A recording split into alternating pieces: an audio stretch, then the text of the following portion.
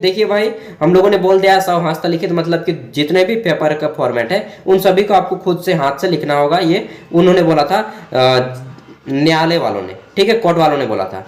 तो आप कैसे फिल करना है, देखिए सबसे पहले आपको यहाँ पे, ये मेरा है, मैंने खुद अप्लाई किया था, तो देख लीजिएगा इसी तरह से अप्लाई करना है, ठीक है, ताकि आपका भी एडमिट कार्ड आ जाए। एग्जाम बाद की बात है, एग्जाम देना ज्वाइनिंग करना वो बात की बात है, पहले एडमिट कार्ड आना चाहिए। तो सबसे पहले व्हाइट पेपर लेना है A4 साइज का, 3 पेपर लेने हैं। कितने? 3 पेपर। पहले पेपर में आपको आवेदन का नाम लिखना है, प्रपत्र का, इसमें आपको लिखना है सेवा में, ठीक है, फिर विज्ञापन सेना देना है, और यहाँ पे आपको विज्ञापन के बाद, विज्ञापन संख्या के बाद यहाँ पे लिखना है प्रधान एवं जिला सत्र न्यायालय रांची, बोकारो, जमशेदपुर, देवघर, जहाँ से आप अप्लाई करना चाहते हैं, हजारीबाग, ठीक है, इन सभी से दुमका, चतरा, जो भी है आपका यहाँ पे लिखना है, ठीक है।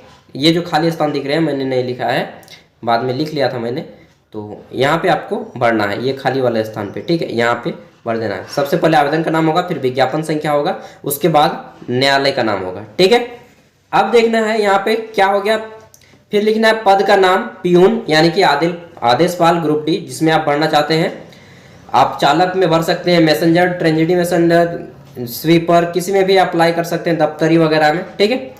आगे देखिए, तो सबसे इंपॉर्टेंट चीज़ें मैं बता दूं कि जो फोटो है, ये फोटो आपका होना चाहिए, और फोटो में किसी गजेटेड ऑफिसर का साइन होना चाहिए। गजेटेड ऑफिसर कौन होते हैं, तो आप किसी ब्लॉक में जाइएगा या फिर आपका जो हॉस्पिटल है वहाँ पे बोलिएगा कि सर ये राजपत्रित अधिकारी का साइन मांगा है, सिविल कोर्ट का फॉर्म है, तो आप साइन कर दीजिए। तो वो बताएंगे कि देखिए हम साइन कर देंगे, कुछ मांग सकते हैं डिमांड पैसा वगैरह का, बोलिएगा सर पैसा अभी नहीं है, देखिए खुद बेरोजगार हूँ इसीलिए तो आपके पास आया हूँ, लगेगा ज्वाइनिंग तो मैं मिठाई वगैरह खिला दूंगा, इस तरह से कुछ बोल दीजिएगा। वैसे 50 रुपया तक ले सकते हैं अगर बहुत घाई आदमी होंगे तो, और अच्छे आदमी होंगे तो पैसा नहीं लेंगे, ठीक है।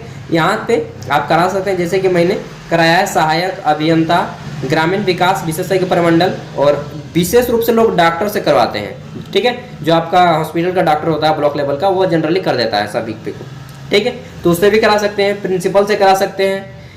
आगे देखते हैं, तो आवेदन का नाम आपको लिखना होगा हिंदी में, फिर इंग्लिश में, फिर पिता का नाम, फिर जन्म तिथि, ये चीज़। चौथा पॉइंट है आपका, 15 को टोटल पॉइंट है, चौथा पॉइंट में आप भरिएगा अपना दिनांक, 1 अगस्त 2022 को आपकी उम्र क्या हो रही है, आपकी कितने महीने हो रहे हैं और कितने दिन हो रहे हैं, ठीक है। फिर अस्थाई पता आपको भरना होगा, परमानेंट एड्रेस, पिन कोड के साथ, यहाँ पे अपना ग्राम, पोस्ट, थाना, जिला, बोकारो, और पिन कोड, तो जो भी है आपका जिला वो जिला, फिर पिन कोड दे देना है, ठीक है। ये मेरा एड्रेस है, मेरे एड्रेस पे घर मत आ जाइएगा यार। कॉरेस्पॉन्डेंस एड्रेस क्या होता है, या पत्राचार का पता होता है, ठीक है, कॉरेस्पॉन्डेंस एड्रेस, जो कि आप परमानेंट नहीं होता है, यह आपका प्रेजेंट एड्रेस होता है कि आप कहाँ पे अभी रह रहे हैं, ठीक है, वर्तमान पता इसको आप बोल सकते हैं। यहाँ पे अपना वर्तमान पता अगर सेम है तो वही चीज़ फिल करेंगे, अगर दूसरा है तो दूसरा पता फिल करेंगे। अपना मोबाइल नंबर यहाँ पे भर दीजिएगा, मैंने काट दिया है क्योंकि आप लोग फ़ोन कर लेते हैं, इसलिए मैं मोबाइल नंबर नहीं दे रहा हूँ, ठीक है। मोबाइल नंबर, फिर ईमेल आईडी 8 नंबर पे, 9 नंबर पे राष्ट्रीयता में भारतीय लिखना है आपको, ठीक है। शैक्षणिक योग्यता देख लीजिए यहाँ पे कैसे फिल करना है, तो शैक्षणिक योग्यता में क्या क्या फिल करना है। राइटिंग थोड़ा सा अच्छा लीजिएगा, मैंने तो जल्दी जल्दी में लिख लिया था, वहाँ पे मुझे बहुत ज़्यादा काम था इसलिए, ठीक है, मेरा ड्राइविंग लाइसेंस का ट्रायल भी था इसलिए मैंने जल्दी जल्दी वहाँ पे किया काम। और देखिए परीक्षा उत्तीर्ण यहाँ पे बताना है, फिर बोर्ड या विश्वविद्यालय का नाम स्लैश में देना है, उत्तीर्ण होने का वर्ष, अंक प्रतिशत और वर्ग श्रेणी। यहाँ पे मैट्रिक, जैसे कि मैंने जैक रांची से किया है 2017 में 76.80% है, प्रथम स्थान है। इसी तरह इंटर में जैक रांची से किया 2019 में कंप्लीट हो गया, ठीक है, आर्ट्स कॉमर्स साइंस वो नहीं पूछा गया है, 76.60% है, प्रथम स्थान। ग्रेजुएशन मैंने बीबीएम के धनबाद से किया है 2022 में, मेरा कंप्लीट हो गया। ऑनर्स क्या है वो नहीं पूछा गया है, ठीक है। परसेंट कितना है तो 70.70%। SGPA अलग होता है और परसेंटेज अलग होता है, समझ रहे हैं ना, थोड़ा सा जल्दी बोल रहा हूँ ताकि वीडियो लंबा ना हो। फिर प्रथम स्थान प्राप्त किया है इसमें भी। अन्य कोई योग्यता में आप दे सकते हैं, कंप्यूटर कोई आपका कोर्स किए हैं तो जैसे कि मैंने ADC किया है 2022 में और 83.25 मार्क्स आए हैं, प्रथम स्थान यहाँ पे फिल कर दिया, ठीक है। डिप्लोमा अगर आप किए हैं तो वहाँ पर भी फिल कर सकते हैं, और केवल कोई ITI किया है 10 के बाद तो आप लोग मैट्रिक के बाद जो है इंटर, वहाँ पे आप लोग ITI फिल कर सकते हैं, या फिर कोई अन्य वाले में ITI और या डिप्लोमा वाले को फिल कर सकते हैं, ठीक है। अगर आप BEd वगैरह किए हैं तो अन्य में फिल कर सकते हैं। आगे देखते हैं, तो फिर पूछा गया है 11 नंबर की विशेष योग्यता यदि कोई हो तो संलग्न करें। जैसे कि अगर आपने कहीं पे अप्रेंटिस किया है तो विशेष योग्यता वो आ जाएगा। अप्रेंटिसशिप जैसे कि रेलवे अप्रेंटिस होता है, इंडियन ऑयल होता है, गेल होता है, सेल होता है, बेल होता है, बहुत होता है, ठीक है। तो कोई भी अप्रेंटिस किए हैं वो आप बता सकते हैं। उसके बाद अगर आप किसी सरकारी संस्थान में काम कर रहे हैं, वो चीज़ बाद में है। हाँ, आप किस कैटेगरी से फॉर्म को अप्लाई करना चाहते हैं। अगर आप जनरल से तो जनरल पे टिक लगाएंगे, BC1 BC2 अनुसूचित जनजाति ST SC जिससे भी अप्लाई करना चाहते हैं EWS उसको टिक लगाएंगे। अगर आप जनरल से अप्लाई करते हैं तो आपको कोई भी डॉक्यूमेंट सर्टिफिकेट नहीं देना होगा, जैसे कि आवासीय जाति आय कुछ भी नहीं देना होगा। लेकिन अगर आप यहाँ पे अप्लाई करते हैं किससे, अगर आप यदि अप्लाई कर रहे हैं BC1 से या BC2 से या फिर अनुसूचित जनजाति ST SC, ठीक है, उसके अलावा किसी पर भी अप्लाई करते हैं तो आपको उसका सर्टिफिकेट देना होगा, जेरोक्स, ठीक है। आगे देखिए 13 नंबर पे बोला गया है कृपया लिंग स्पष्ट करें। तो आप क्या हैं, पुरुष है, महिला है या कोई अन्य तीसरा थर्ड जेंडर है, तो यहाँ पे लिख सकते हैं अन्य, ठीक है। 14 नंबर पॉइंट में क्या आप निःशक्त हैं यानी कि फिजिकली हैंडीकैप्ड है, क्या शारीरिक रूप से आप दिव्यांग हैं, ठीक है। तो दिव्यांग है तो यस कीजिएगा, नहीं है तो ना पे टिक लगाइएगा, जिसमें है टिक लगा दीजिएगा।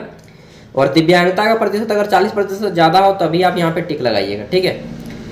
अगला है क्या वर्तमान में किसी सरकारी संस्थान या निगम में कार्य कर रहे हैं। अगर आप मान लीजिए किसी सरकारी संस्थान जैसे PS वगैरह या फिर अदर कोई में काम कर रहे हैं तो आपको यहाँ पे बताना होगा, हाँ टिक लगाना होगा। और फिर आपको एक होता है NOC certificate, no objection certificate हम लोग इसको बोलते हैं, हिंदी में बोलते हैं अनापत्ति प्रमाण पत्र। यानी कि कल दिन अगर आप ज्वाइनिंग करते हैं तो वह कंपनी जो आप यहाँ पे काम कर रहे हैं वह आपको कुछ मतलब कि अधिकार दे देगी कि आप यहाँ पे काम कर सकते हैं। फिर बाद में ऐसा पता चला कि वो आपको वहाँ पे बुला रही है और यहाँ पे काम आप ज्वाइनिंग कर रहे हैं तो ऐसा में दिक्कत हो जाएगा, इसलिए NOC सर्टिफिकेट दिया जाता है, वो चीज़ आपको लग जाएगा। आगे देखते हैं, एक मिनट मैं देख लेता हूँ, थोड़ा पेशेंट वगैरह आएगा यार। फिलहाल मैं अभी अपने काम कर रहा हूँ, ठीक है, और देखना पड़ता है दोनों तरफ। तो ये हो गया। उसके बाद आपको घोषणा पत्र फिल करना है, ठीक है। घोषणा पत्र यहाँ पे लिखना है, डिक्लेरेशन जिसको बोलते हैं, सेल्फ डिक्लेरेशन, स्व घोषणा पत्र। यहाँ पे आपको दिनांक भर देना है, किस डेट को आप स्पीड पोस्ट कर रहे हैं वो, या फिर डायरेक्टली आप कहाँ पे अप्लाई कर सकते हैं वो भी मैं फिर सारा कुछ डिटेल में बता दूंगा, ठीक है।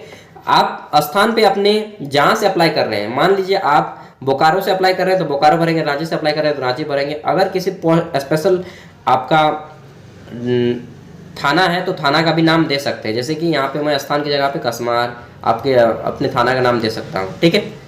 आगे देखते हैं, तो आवेदक का हस्ताक्षर में अपना हस्ताक्षर कर देंगे, हिंदी में चाहे इंग्लिश में। और सबसे मेन है वही सिग्नेचर वाला, उसी में थोड़ा सा दिक्कत होता है। प्रवेश पत्र संख्या 6 में देखिए, इसमें आपको क्या होगा कि लिखना होगा व्यवहार न्यायालय, अपने न्यायालय का नाम, किस डिस्ट्रिक्ट में अप्लाई कर रहे हैं। और केवल झारखंड के ही लोग अप्लाई करेंगे, झारखंड से बाहर ना अप्लाई करें, प्लीज़ रिक्वेस्ट है मेरी, ठीक है। आगे देखिए, तो फोटो यहाँ पे को चिपकाना होगा आपको, और यहाँ पे क्रमांक संख्या ये ऑफिस द्वारा भरा जाएगा।